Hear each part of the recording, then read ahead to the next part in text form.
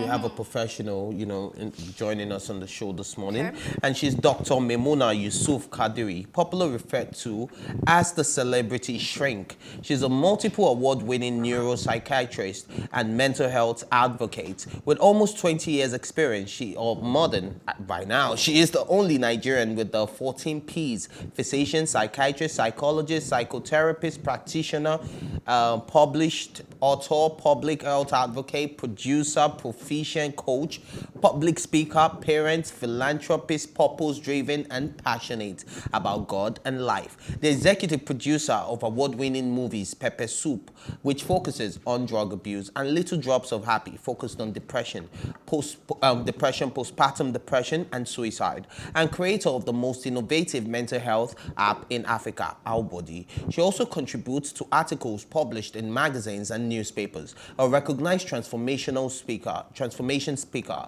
innovator, mentor, and a mother of 3 lovely children. She is a member of several professional and social organizations locally and internationally. Ladies and gentlemen, let us welcome Dr. Maymunah Yusuf Kadiri. Good morning. Good morning. How are you doing today? Good morning. Yes, I bet it's safe to say Happy Children's Day to you as well. Yeah, I am somebody's child. Of course. Happy Children's Day. Happy Children's Day. It's nice catching up with you. I love going to the studio. All right. So what are you doing specially for your kids today? I won't say sadly, somehow they're in school. It's a phase in my life. So I'm in the nesting phase, which is the empty nest syndrome, no children at home. So it's just sending my love to them, calling them, checking up on how they are. My 18-year-old daughter is closer home because she's in a foundation school. So I'm going to gift her some groceries as a surprise gift for her. And then the boys, I'll just call them later in the evening as the school recommends to just say how they are doing, because I know they are going to be treated well. Children's Day is always a very fantastic day for the kids. Yeah. Right. Well done. All right. So the topic, because we know you're a very busy person, so we will not hold you for too long. So we just, like to tap into your well of knowledge just a little bit before we let you go. So the topic for today's conversation is managing child stars and the impact of stardom on kids. This is a topic that has really been neglected by a lot of people. You see all these kids that are in music these days, in movies, and they just, make sure these kids are going for rehearsals, going for this, going for that, and nobody actually wants to ask them, how are you doing? How is your mental health? Do you need any help in this place or that? But because they're stars, everybody feels they're good. And we've seen how that turned out with so many child stars, both home and abroad. I remember the guy who gave us Home Alone. That guy, he blew us all away growing up and all of that. And he was hooked on drugs, but we're glad it's coming back right now. But, a lot of people have actually neglected that. So we would like to get from a professional, what are the best ways to manage a child star, especially in Nigeria that the condition is harsh enough? I like the part the way you ended it, especially in Nigeria, that the condition is harsh. Yeah. I jokingly tell my kids that if any of them decide to do anything in media and entertainment, I'm going to be a very proud momager. Like literally, we are going to be running the race together. Like Burna Boy and his mom. Sorry? Like Burna Boy and his mother. You understand? Yeah. It's so beautiful, Yeah. So for me, right, it's good for us to understand some basic things. And if as parents, we understand these basic things, it's easier to help our children to thrive, not only to survive, but to thrive. Mental health in general is highly neglected, stigmatized, discriminated against, on and all that. I have an op-ed right now that is online. I think I will send it to your producer to help spread around. I said, use teachers to help our children to build their mental health. Because when you look at the waking hours for our children, they are more in schools than at home. Sure. But again, parenting is a dual thing. Teachers as parents, parents as teachers. So if our parents understand that it is all about parenting, not projection, because parents easily project their insecurities into their children and make them less of who they are. It is all about support, not slavery. It is all about care, not criticism. It is all about guidance, not guilt tripping them. And it's all about protecting your child, not the propaganda of your limiting beliefs of what you know about parenting, as against the current, ways that you can parent a child in the 21st century. Having a child star, and as a parent managing that star is very pertinent to understand the child's holistic well-being, meaning both physical and mental health attributes of that child. Why is that so? When you look at the statistics from the World Health Organization, they're telling us that half of all mental illnesses start before the age of 14 and two-thirds before the age of 24. That means your child star falls in that group. That means if you have 100 mental health disorders, 50% is before the age of 14. Right. So how do you ensure your child gets the best and miss the chaos and miss the hardship in the country like Nigeria? So you must first thing, resist treating your child as an extension of yourself. True. Okay. All right. So Ma, when a child is already going through depression or anxiety or low self-esteem, what do you advise the parents to do to help this child get out of that state? Beautiful question. So if we parents understand the background of how these things can affect us, whether it is our projection to this child or peer pressure or environmental issues, then first thing is for us as parents to listen to our children non-judgmentally. Don't just listen. Listen to understand what they are going through, not listening to respond. Parents, we are very quick to respond. We have all the answers, fine, but that is not what the children want. They just want you to nudge them on, listen to them, know exactly what they're feeling, not the one that, how can you be depressed? Do you know how much I'm paying for your school fees? You have a roof over your head. I'm feeding you. And we just keep going on and on and on. Children get depressed. Exactly. Children die by suicide.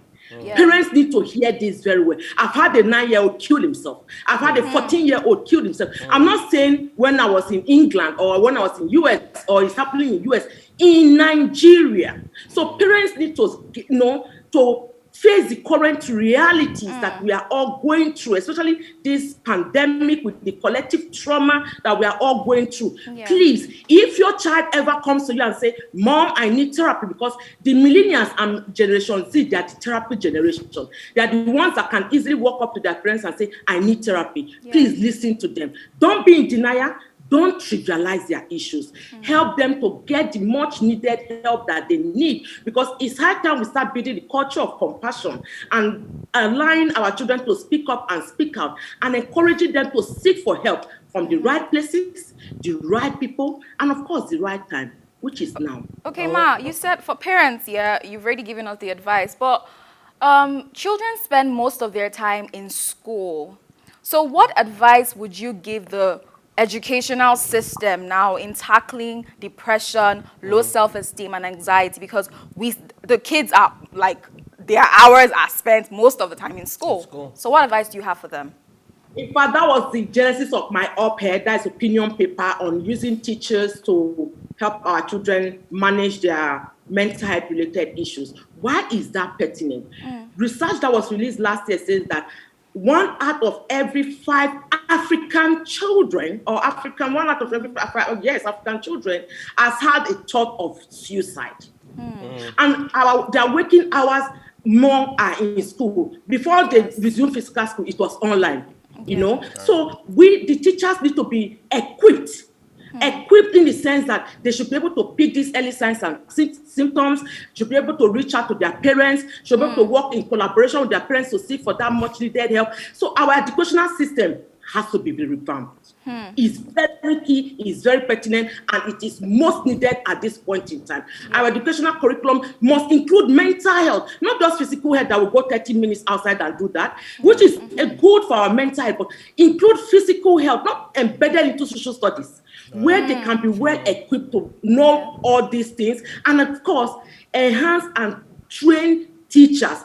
There are guidelines, there are trainings by the WHO, they call it MH gap, that are for non-clinical settings that schools should get professionals to come and teach them on basic things: anxiety, depression, suicide, in fact, mental health emergencies, seizures. So they are going to be like mental health first aiders. Yes. Just the way we have CPR people, right, for the physical first aid, so that when these things appear or they see them, they are able to know what to do and refer. Do it the first aid and refer appropriately, because they spend more hours in schools and at home. I know you are, I'm sure two of you sitting in the studio. As children, if your parents say, look, I'm going to tell your teacher what you are doing, you know you are going to start sitting upright, because you know that if they just tell Mrs. or Mr. Z, it's going to be much more than that. So our teachers, we need them on board. They can be empowered. They're already teachers, and they are low-hanging fruits already for us. They're already there in the system. They're already teaching the children. So empowering them to get the requisite skills and expertise to be able to help our children is doable, is achievable, and that time should be now. All right, let's bring it back home, which is also the second part of our major reason why we're discussing this today, the impact of stardom on kids, because we even know that even in adulthood, right, when there's a certain period where you are relevant for, and after that period of when you're no longer relevant, we've seen adults get depressed, right, and they are feeling like, oh, I'm not who I used to be. They're not able to do the things they used to do because they used to be superstars. So now let's bring that back to kids, because after a certain period, they stop being child stars. They are looking for them for other roles, and most cases they probably don't fit into other roles, or they've developed interest in other things and they don't fit into what. How do we manage stardom for child stars, and what are some of the impact of stardom on kids? Stardom is something sometimes it is two ways. Either you grow into it or it hits you unexpectedly. It's how you manage the situation. As a child star, most likely you are going to have your parents, or they'll get you a professional manager to manage you. Those people, because you are a minor, they play a very vital role in either making you or breaking you. So those people, they are very key. If they don't do the right thing, whatever we do right now in the world, we're always talking about what factor? Impact factor and sustainability factor. So how they manage that child star can make a lot of difference. That movie Pepper Soup, one of the things I brought out there is the fact that when you have a child star, you know, that you are managing, as a manager, you must also make sure you abstain from drugs.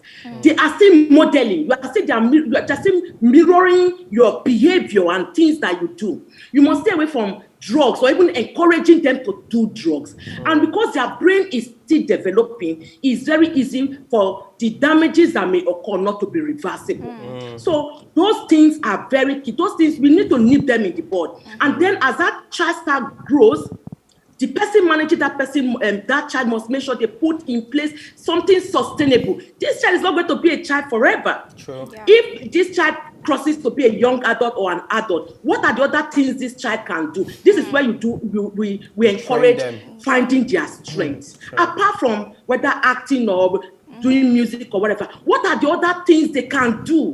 You know, explore their strength, expose them to a lot of things that you know that they are good at. So if at the end, and maybe a child star at 4 years and at 25, you said, I don't want to do music again, what are those other things that this child is good at that you can harness? That it wouldn't look as if his life is now stagnant, it's no longer relevant. So it's good, you know, expose them to a lot of activities, find their strengths, you know, encourage them, be their role model. Right. Even if you are a parent and you are supporting this child, also make sure you give them a mentor. Right. I'm a musician. Burna Boy's mom, like the example he gave, is a momager, right? But she must also make sure that Burna Boy has a mentor, somebody who will inspire, coach him to greatness, because there is always that emotional link between a parent and a child. So all those things kind of help, so that the child will not feel stagnant, will not feel, you know, as if my life has ended, and at the end of the day, anxiety setting, depression setting. In order to manage depression, most times drug abuse because they are just taking something to alleviate their mood and get better. And that becomes a vicious circle. And person's career just dies naturally. All of a sudden, we are all looking for the person online and we can't find the person. What happened to XYZ? Oh, well, it's no longer a child star, but we don't know what happened. Poor management. All right, Ma. Like I said earlier, we know you're very busy and we have to let you go. But final question for you before we let you go. You know, you were talking about reaction of parents. A lot of parents tend to react than they listen, right? And we also have some kids that do not speak. Instead, they begin to lock themselves up in their rooms or spend more time at a friend's house than they spend in their own home. You know, what are the signs? I'm not the professional here. I'm just saying some of the things that I know. But what are the, you know, some early signs of detection of depression in kids, especially in kids?